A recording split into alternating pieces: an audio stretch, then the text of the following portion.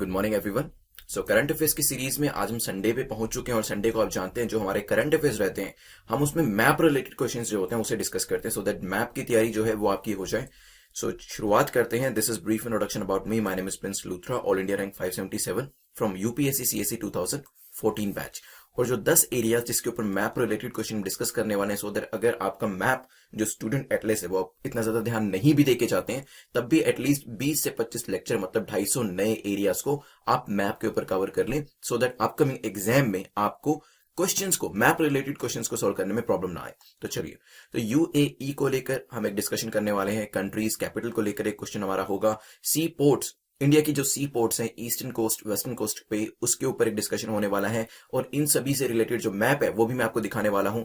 National park को लेकर भी एक क्वेश्चन रहेगा। देन बॉस्फोरस स्ट्रेट कहां पे लोकेट करती है इसको देखेंगे। Swaraj island, saddle peak, see various seize को लेकर यहाँ पे क्वेश्चन होगा। गंगा रिवर को लेकर क्वेश्चन होगा एंड इंडस रिवर को लेकर भी क्वेश्चन होने वाला है। तो यहाँ पे 10 एरियाज को मैप के ऊपर हम कवर करने वाले हैं एमसीक्यू की फॉर्म में।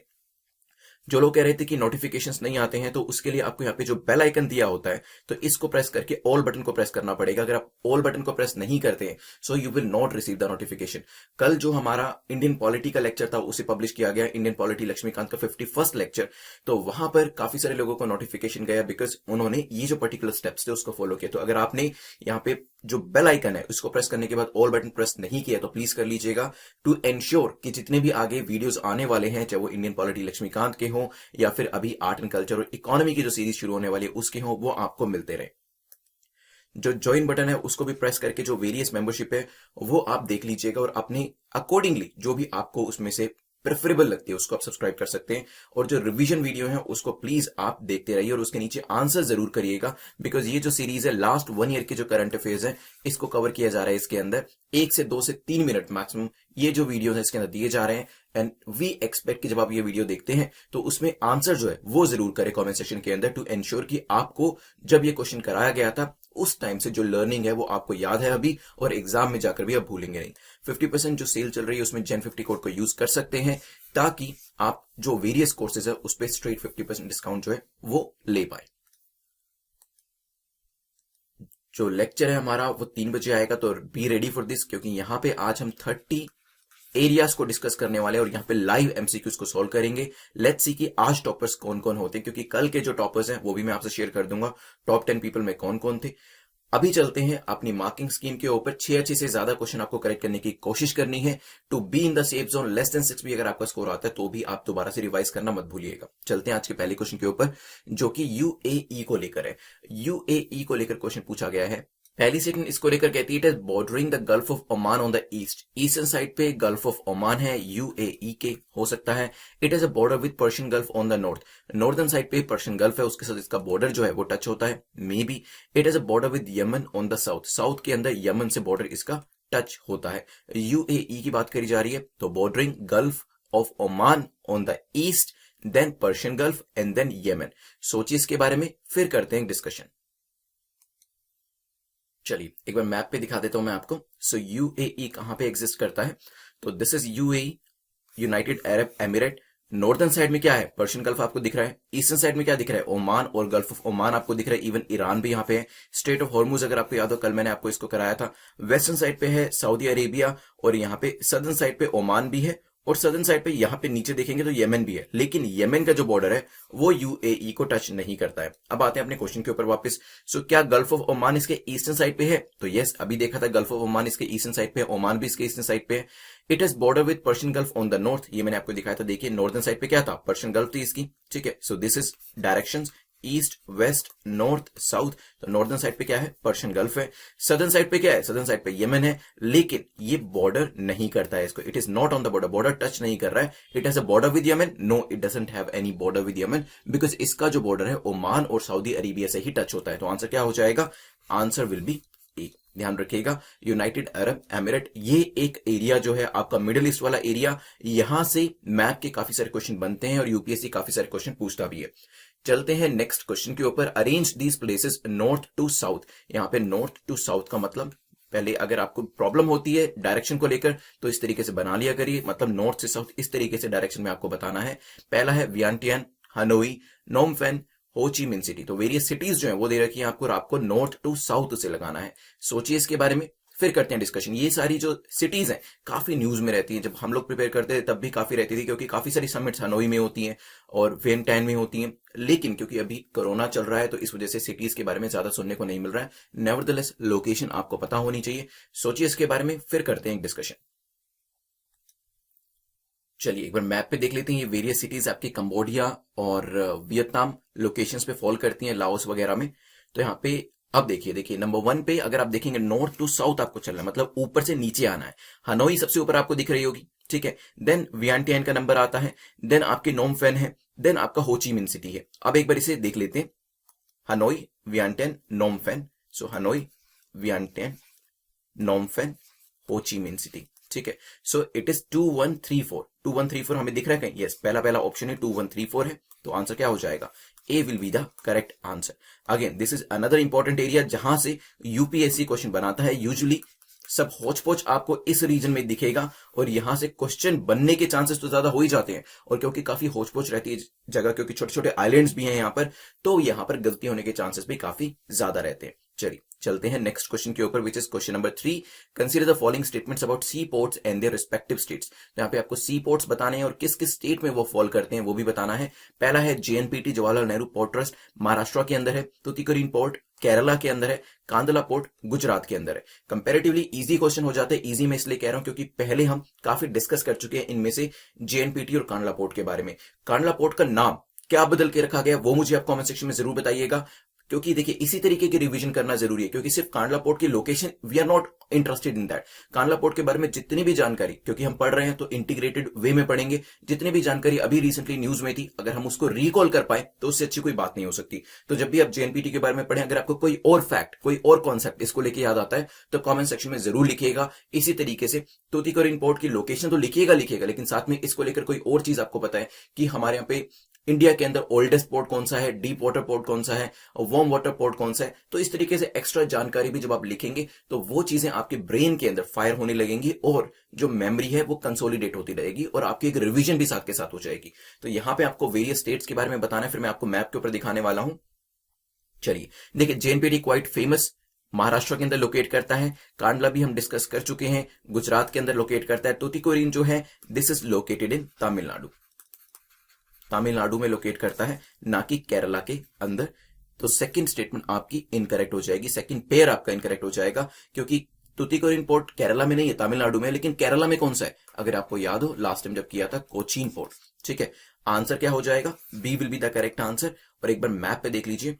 सो यहाँ पे आपका ऊपर मुंद्रा है, कांदला है, जामनगर, ऑल गुजरात पोर्ट्स, मुंबई का जेएनपीटी आएगा यहाँ पे, गोवा के अंदर भी है। देन मैंगलोर पोर्ट है, आर्टिफिशियल कोचीन, तूतीकोरिन आपको यहाँ पे दिखाई दे रहा है। यहाँ पे जो पोर्ट्स है ना, आपको नॉर्थ टू साउथ या साउथ टू नॉर्थ दोनों ही डायरेक्शन में पूछे जा सकते हैं कि बताएं ईस्टर्न कोस्ट पे कौन से नॉर्थ टू साउथ है या साउथ टू नॉर्थ है। इसी तरीके से वेस्टर्न कोस्ट पे कौन से south to north, north to south है। तो उस तरीके से भी आप इसे पढ़ लीजिएगा। चलते हैं नेक्स्ट क्वेश्चन के ऊपर, which is question number 4। Which of the following statements या फिर पेयर इज और आर करेक्टली मैच। कौन कौन से यहाँ पे पेयर जो है करेक्टली मैच कर रहे हैं। लेफ्ट साइड पे आपको नेशनल पार्क दिए हैं, राइट साइड पे स्टेट्स के नाम दिए हैं कि किस स्टेट से वो आते हैं। Valley of flower Himachal Pradesh से आता है, सरिस्का नेशनल पार्क राजस्थान से आता है, दांदेली नेशनल पार्क कर्नाटका से आता है, इंद्रावती नेशनल पार्क छत्तीसगढ़ से आता है। सोचिए इसके बारे में, फिर करते हैं एक डिस्कशन इसको लेकर। चलिए, वैली ऑफ फ्लावर काफी न्यूज में रहता है। मैप पे देखते हैं कहां पे लोकेट करता है, क्या ये हिमाचल प्रदेश में है? So this is valley of flower. क्या ये हिमाचल प्रदेश है? नहीं, ये तो उत्तराखंड है। So this comes from Uttarakhand, क्योंकि हिमाचल प्रदेश में ग्रेट हिमालय आता है। ऊपर देखेंगे तो आपको किश्तवाड़ दिखेगा, देन हेम्स हाई एल्टीट्यूड दिखेगा, यहाँ पे हेम्स आपको दिख रहा है। नीचे आपको कॉर्बेट दिख जाएगा। कॉर्बेट काफी ईजी है। कुछ दिन पहले मैंने आपसे दुधवा पूछा था, काफी सारे लोगों ने कॉमेंट सेक्शन के अंदर आंसर किया था। सरिस्का क्वेश्चन में दिया गया है, दिस इज इन राजस्थान। तो यहाँ पे वैली ऑफ फ्लावर कहां पर है? उत्तराखंड के अंदर। सरिस्का कहां पर है? राजस्थान के अंदर, ठीक है। आगे हम नीचे आए अभी, दांदेली, दांदेली कहां पर है? कर्नाटका के अंदर है, ठीक है। साइलेंट वैली आपका यहां पे देखिए नीचे सदर्न डायरेक्शन में, नागरहोल भी नीचे आ जाता है कर्नाटका के अंदर। देन हम आते हैं अपने क्वेश्चन के ऊपर वापस। अगर हम इंद्रावती देखें, so this is in Chhattisgarh. अब आते हैं अपने क्वेश्चन के ऊपर। इंद्रावती छत्तीसगढ़ के अंदर है, बिल्कुल करेक्ट है। दांदेली कर्नाटका में था, बिल्कुल करेक्ट है। सरिस्का राजस्थान में है, बिल्कुल करेक्ट है। लेकिन वैली ऑफ फ्लावर कहां था? उत्तराखंड के अंदर। सो आंसर क्या हो जाएगा? C will be the correct answer.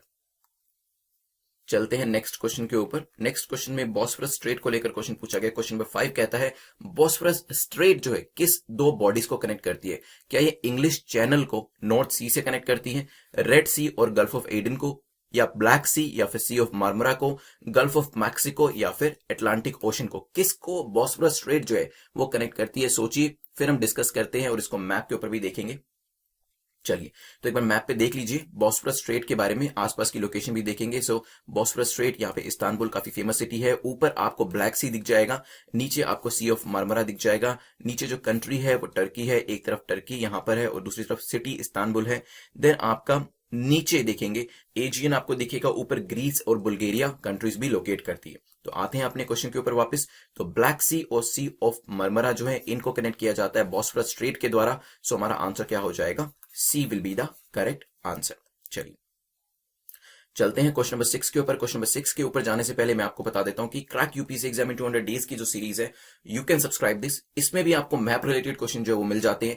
See this series is prepared for the day wise preparation, ताकि आपको एवरीडे बेसिस पे आपको जो असाइनमेंट दिए जाते हैं आप उसको प्रिपेयर कर सके, साथ में सेल्फ स्टडी कर सके और एक सीरियस एस्पिरेंट जो होता है वो उस एग्जाम को क्रैक कर सके।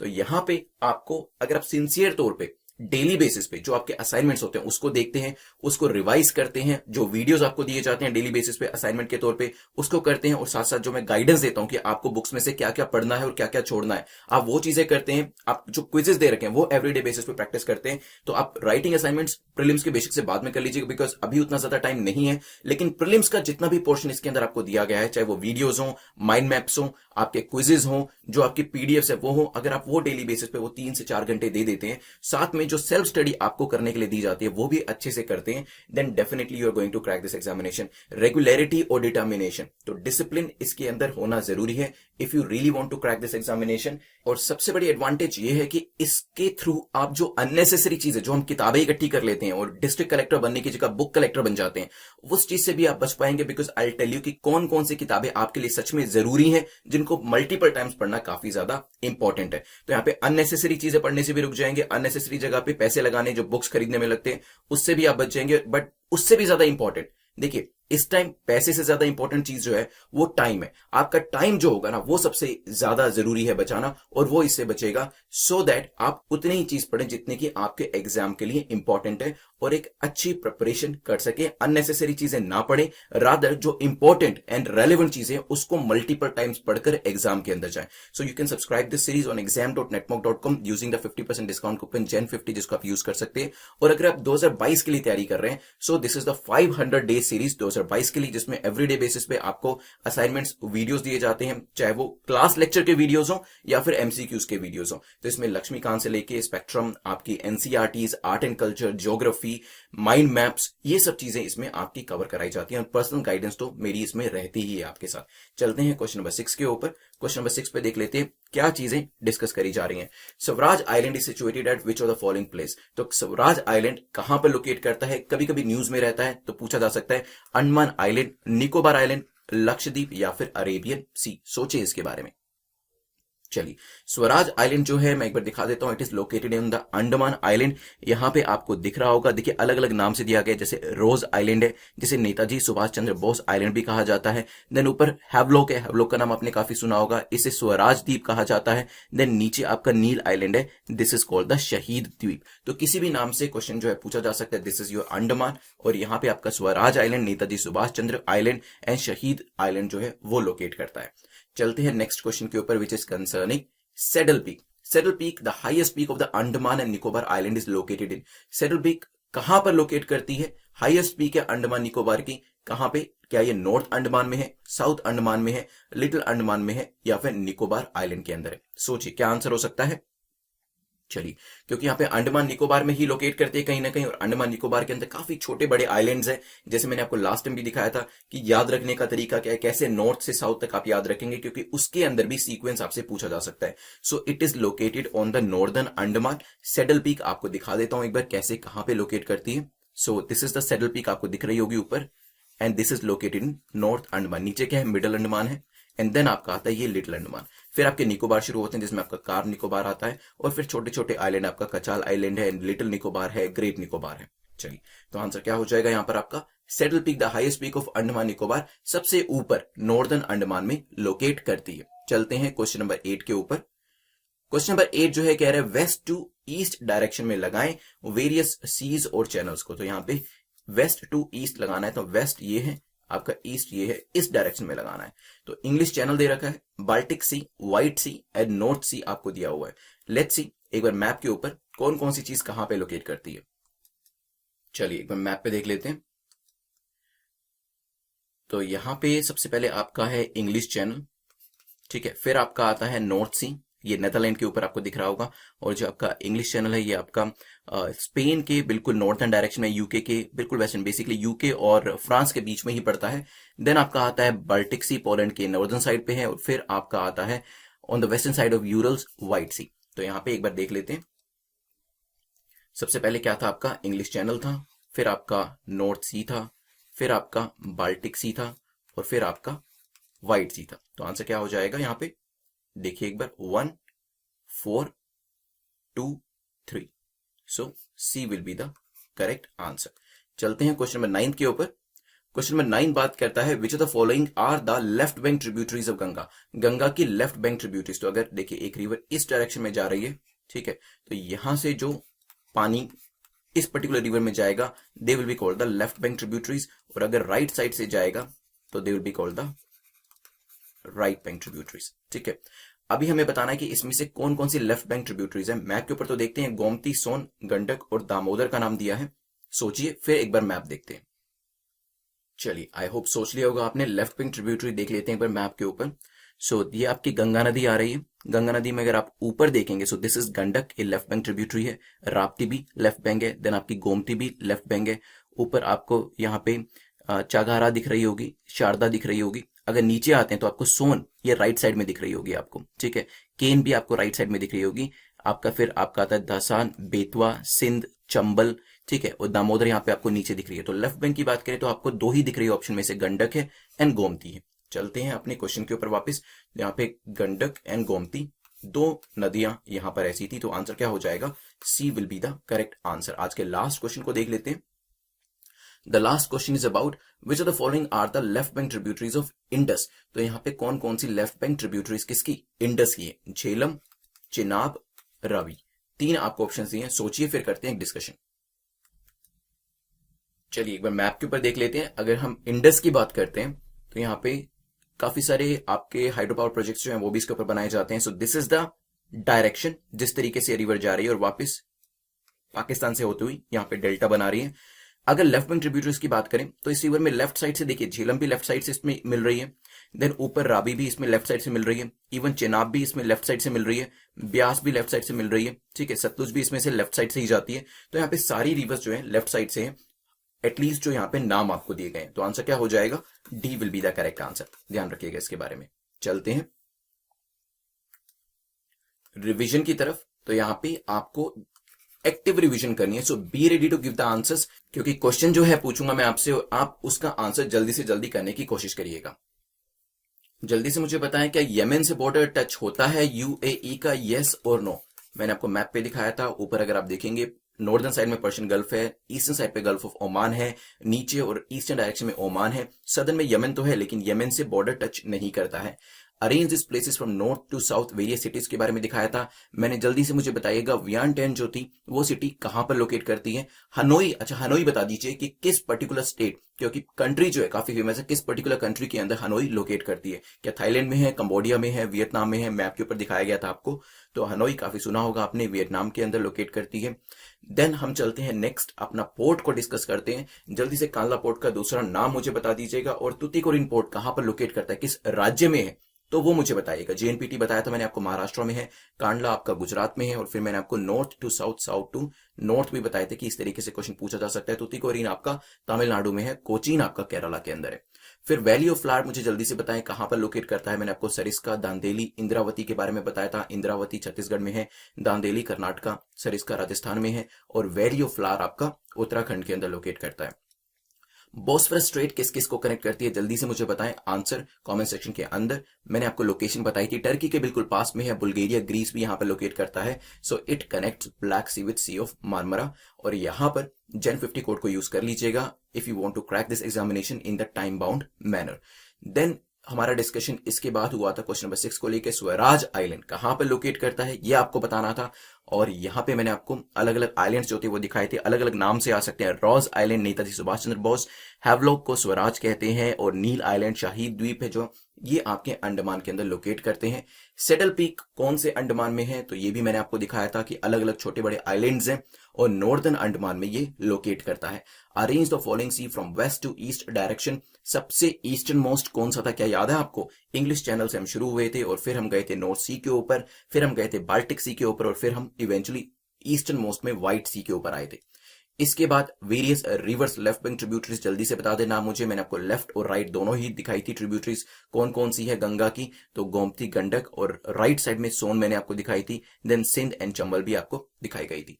तो यहाँ पे देखिए यमुना रिवर भी जा रही है, तो ध्यान रखिएगा यहाँ पे यमुना में कौन कौन सी जा रही है। सिंध जो है आपकी यमुना के अंदर जा रही है, राइट बैंक ट्रिब्यूटरी ये गंगा से मिलने से पहले यमुना में ही चली जाती है। चंबल भी देखिए यमुना के अंदर चली जाती है, तो ये चीज जो है ध्यान रखिएगा। राइट बैंक ट्रिब्यूटरीज तो है but they are not right bank tributaries of Ganga, क्योंकि यमुना में ये पहले मिल जाती है। ठीक है, तो यहाँ पे क्योंकि गंगा और यमुना पैरेलली चलती हैं, तो ध्यान रखिएगा कि राइट साइड से कोई आ रही है तो क्या वो गंगा में जा रही है या फिर वो यमुना में जा रही है, ये आपको डिफरेंशिएशन करना बहुत जरूरी है। तो इसी के लिए ही क्वेश्चंस जो है बनाए, और नेक्स्ट टाइम मैं कोशिश करूंगा कि इस एरिया से और भी क्वेश्चन बनाऊं, खासतौर पे कि गंगा की कौन सी राइट बैंक ट्रिब्यूटरी है और यमुना की कौन सी है। लेट्स सी, क्योंकि यहां पे कंफ्यूजन होने के चांसेस काफी ज्यादा होते हैं।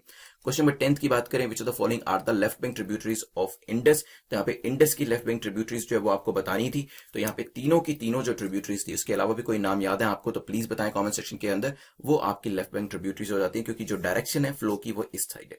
चलिए 10 क्वेश्चन हमारे यहाँ पे कंप्लीट होते हैं। अभी हम देखते हैं एक प्रीलिम्स, मेंस और एक इंटरव्यू का क्वेश्चन। चलिए एक बार देख लेते हैं आपका प्रीलिम्स का क्वेश्चन। अभी मैंने आपको बताया था सुभाष चंद्र बोस आइलैंड मैंने आपको दिखाया था ना, तो आपको उसका दूसरा नाम क्या है वो बताना है। ठीक है, तो दूसरा नाम क्या है सुभाष चंद्र बोस आइलैंड का, वो कमेंट सेक्शन में जरूर बताइएगा। नेक्स्ट क्वेश्चन जो बताना है आपको, do you think one nation one election is going to help our country economically and socially, क्या आपको लगता है कि देश में एक ही बार चुनाव कराया जाता है तो क्या सामाजिक और आर्थिक तौर पर वो हमारे देश की उन्नति में योगदान देगा, इसको एनालिसिस करना है। इंटरव्यू के अंदर अब आपका इंटरव्यू जो ग्रुप है वो भी बना दिया गया है, और आप लोग अपने जो विचार है, अपना जो थॉट प्रोसेस है वहां पर डेवलप कर सकते हैं। जस्ट इस चीज का ध्यान रखिएगा, वहां पे किसी भी इस तरीके की अनपार्लियामेंट्री लैंग्वेज को मत यूज करिएगा।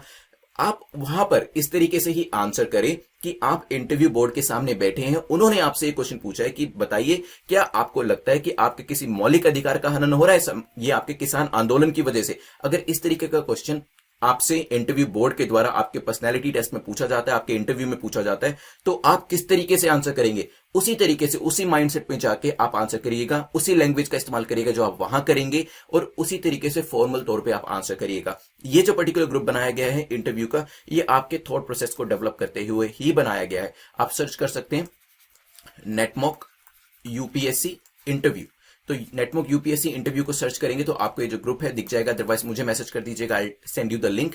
तो इसके ऊपर आप अपने इंटरव्यू से रिलेटेड जो थॉट प्रोसेस है उसे डेवलप कर सकते हैं। इसका ग्रुप का पर्पस किसी एक पर्टिकुलर आइडिया को सपोर्ट करना, एक पर्टिकुलर पार्टी को या दूसरी पार्टी को सपोर्ट करना नहीं है। यहां पर मेन मकसद यही है कि आप लोग जब तक आपका इंटरव्यू आपके सामने आता है 1 साल के बाद, तो तब तक आपकी जो थॉट प्रोसेस है इस तरीके से डेवलप हो चुकी हो कि आप इंटरव्यू के सामने, इंटरव्यूअर के सामने, इंटरव्यू बोर्ड के सामने अच्छे से कॉन्फिडेंस से आंसर कर पाए। और यहां पे अच्छी बात यह भी होगी क्योंकि यहां पे काफी सारे जो मेंबर्स हैं, you all are highly intellectual, आप लोग जब अपने आइडियाज रखेंगे तो एक दूसरे के आइडिया से सीख भी सकते हैं और अपने आइडिया को डेवलप भी कर सकते हैं। ठीक है, तो यहां पे अपने विचार जो है जरूर रखिएगा। और यहां पर मैं भी बीच बीच में, वैसे मैंने कल भी काफी सारे मैसेजेस पे भेजे थे, मैं जहां पर मुझे लगेगा कि रीड करने के बाद कुछ इंप्रूवमेंट की जरूरत है, I definitely reply to you. 9 बजे आज मिलते हैं। कल सैटरडे था, कल हमारा लेक्चर नहीं होना था, सैटरडे को लेक्चर नहीं रहता है, आज 9 बजे यहाँ पे लेक्चर रहेगा, so be ready for that. 9 PM पे लाइव लेक्चर जो आज हम डिस्कस करने वाले हैं। अनामिका शुक्ला ने करेक्ट आंसर किया था, जो कल क्वेश्चंस पूछे गए थे, तो आप मुझे बता दीजिएगा पीडीएफ हिंदी में चाहिए या इंग्लिश में। मार्क्स को कमेंट सेक्शन में जरूर लिखिएगा so that you could see that improvement आप देख सके। टेलीग्राम पे कल 10 बजे आपको इसका पीडीएफ का लिंक जो है मिल जाएगा। बेल आइकन को प्रेस जरूर कर दीजिएगा, अदरवाइज नोटिफिकेशन जो है वो नहीं मिल पाएगा। तो बेल आइकन को प्रेस करने के बाद ऑल बटन को प्रेस जरूर कर दीजिएगा। Thanks for watching, I will see you today at 9 PM, but before that 3 बजे भी हम लाइव मिलने वाले हैं अनअकैडमी के ऊपर, एंड देन 9 बजे रात को हम लाइव मिलेंगे। Have a nice day, I will see you very soon.